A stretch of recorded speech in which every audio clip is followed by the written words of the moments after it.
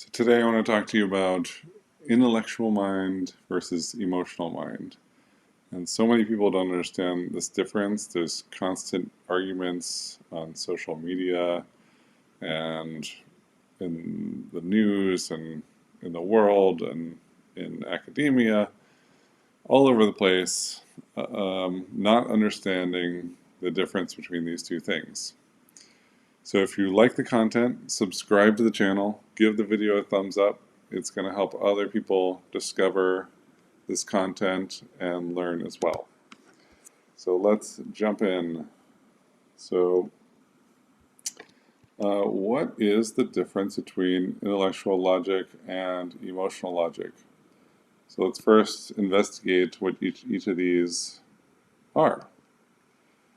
Um, and a good example of this that we see on social media these days is facts don't care about your feelings. But if you think about it, the opposite is also true. Feelings don't care about facts. And this illustrates the difference between intellectual mind and emotional mind.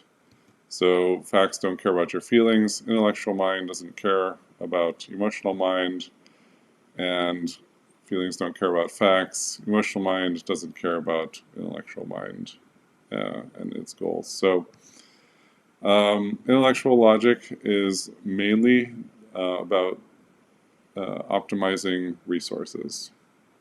And resources can be anything, but the main ones tend to be money and everything to do with money. So your job, possessions, acquiring things, and then we have time. So anything related to time, so processes, being more efficient, what do we do with our time, etc. So yeah, if you break it down, you ask, why am I doing this thing? Why am I thinking about this thing and trying to figure something out? It will eventually come back to somehow optimizing your resources. So this is what people typically say is what is logical. The logical thing to do is A, B, and C, which means the way we optimize our resources the best is A, B, and C. But intellectual mind works totally different and cares about totally different things. So it is focused on fundamental survival and thriving. So the 5 key things that it focuses on is agency, certainty, safety, connection, and meaning. So, so we can ask ourselves a few questions about seeing the difference between emotional mind and intellectual mind. But first, many people also don't know that emotions are ultimately what drive our thinking. They drive the intellectual process. They don't tell you how to figure things out, but they tell you what to focus on. Your emotions are basically giving you the topics to think about. So just need that as a foundation to kind of understand things.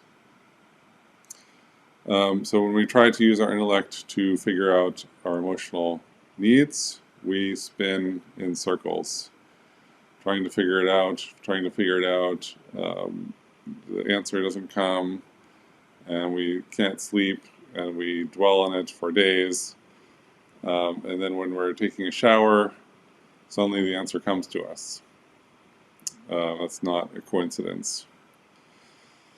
That it comes to us after we've slept, it comes to us when we're going to the bathroom, because we've stopped trying to use our intellect to figure it out.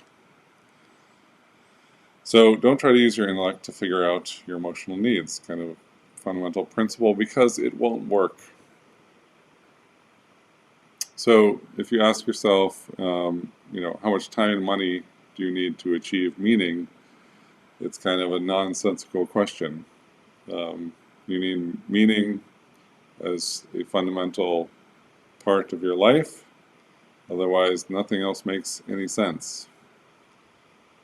So the two minds are geared towards solving completely different questions.